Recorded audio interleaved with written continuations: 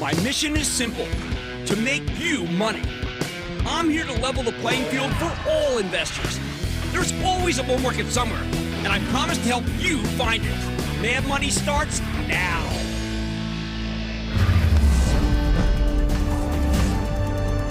Hey, I'm Cramer. Welcome to Mad Money. Welcome to Cramerica. Other people want to make friends? I'm just trying to save you some money. My job is to entertain, but more importantly, to educate and teach. So call me at 1-800-743-CNBC or tweet me at Jim Cramer. How worried should you be? 9 business days ago, the legendary Warren Buffett talked on CNBC about the greatness of America and the power of long-term investing. He explained stocks were still the best assets. He pointed out that even if you bought and held during the financial crisis in 2008, the worst possible time, you're up big now. But since Buffett made that call 2 weeks ago, the S&P 500 is down roughly 10%, thanks in part to another brutal session where the Dow plunged 970 points, S&P plummeted 3.39%, and the Nasdaq nosedived 3.10%.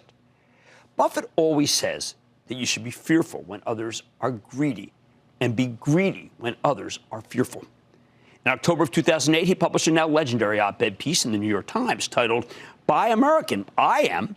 As the Oracle explained, and I quote, "I haven't the faintest idea as to whether stocks will be higher or lower a month or a year from now. What is likely, however, is that the market will move higher, perhaps substantially so, well before either sentiment or the economy turns up. So if you wait for the robins, spring will be over," end quote. Now, a lot of people think that was a pretty prescient piece, incredibly prescient. There's one problem. Buffett published that editorial on the morning of October 16th of 2008, when the Dow Jones Industrial Average stood at 8,577. It then actually tumbled to 6,547 5 months later. That was the actual bottom. That's a 23% decline. Now, some could be critical of that because that drop, well, it's not unlike the drop we may be having right now since he spoke to Becky Quick a week ago last Monday. Maybe that's the process. Maybe that's even further along. But hold your horses or your bears or whatever and go back over Warren's words again. He wasn't even trying to call short-term bottoming when he wrote that piece. He disparaged the very idea of doing so. Instead, he related that moment to past bottoms, like when we troughed in 1933, or when we looked like we might lose World War II in April of 1942, pointing out that in every case, stocks bottomed before the actual situation improved. Then he lists a series of negatives we ultimately triumphed over. There's oil shocks, wars, Nixon's resignation, multiple recessions, even a flu epidemic, which is a good jumping off point for today, because we're at the beginning of something similar to a flu epidemic, and the experts say it cannot be controlled. You hear it, you read it, I do too. Now, I don't know if they're right. I have my own views about what needs to happen. Say what you want about authoritarians who run the People's Republic of China. Their heavy-handed quarantine is working. This would be a good time to close schools, shut down foreign travel, maybe even needless domestic travel, for all I know. And certainly, by the way, cruises. But at the end of the day, I'm not a public health expert. I'm a stock market expert. And when the market's getting hammered, I like to remember what Buffett wrote in 2008, because back then, the solvency of our banks, of our actual financial system was in question. Back then, prominent mainstream economists, and I've read them and read them and read them at the time, were saying we might need to nationalize the banks in order to save them. Yet the government wasn't just slow to act. It was downright negligent. Policymakers, what were they doing? Well, they were paralyzed. They know nothing. They know nothing. They know nothing. Arguing that it was illegal to take strong action, or that the moral hazard of bailing out the banks was too great. Better to let the whole system collapse. Even after Congress bit the bullet and passed a $700 billion bailout, the situation was looking grim. Until it wasn't. In March of 2009, Fed Chief Ben Bernanke took bold action, saying he wouldn't let any more banks go under, something he should have done a lot sooner, but better later than never, right? Now, because of tough regulation like nowhere else in the world and prudence, our banking system is the envy of the world, capable of handling far more stress than it could back then, and I believe than it is able to. I think it can handle it now. This time around, though, we have a twofold problem. It's not really related to the banks, even though they act terribly. First, will the travel and leisure companies, or even some mall-based retailers, actually survive? Judging by today's action, the market thinks that's an open question. Same goes for companies that thrive on people gathering together in large groups. Not going to happen during this epidemic. Each day, Each day, more and more gets canceled. The second issue is more straightforward. Will you survive? As in, should you just stay home to avoid getting sick? For this, we only have statistics, and the survival stats are actually quite good for most of the population, except for people who are immunocompromised and the elderly, especially older people who are already in rough shape. And those numbers are bad, okay? Let's just call it what it is. They're bad in aggregate. Now, as I walked through downtown today from the exchange to my office, what did I see? I saw carefree people on a beautiful day, strolling around, smiling and laughing. I think to myself, don't they know what's coming? Haven't they read about the state of Washington, where certain areas almost seem like Wuhan? I mean, don't they know about the yield on the 10-year Treasury hitting record lows? Haven't they heard about the transports? The transports, for heaven's sake. Will they ever be foolish enough to take a cruise again? And here's where I come out. One, there may not be any way to contain the scourge, at least not in democracy. Two, some of us will indeed get sick. I hope it isn't you. I hope it isn't me. And a small percentage will pay the ultimate price for shaking hands with the wrong person. But three, the idea that there's no hope for treatment, that there's nothing to arrest the most serious cases, well, that seems wrong-headed to me. Once you go there, you're betting against the smartest people in the world.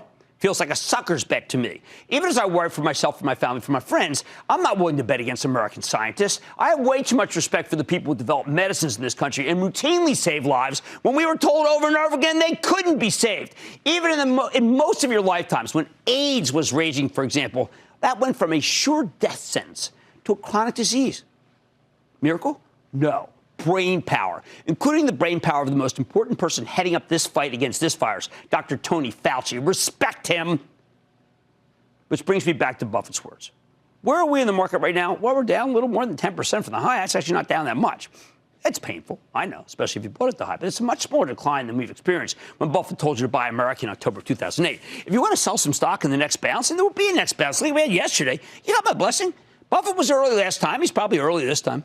There's nothing wrong with keeping more cash on the sidelines. Right now, cash is king, until, of course, when it will become pawn again.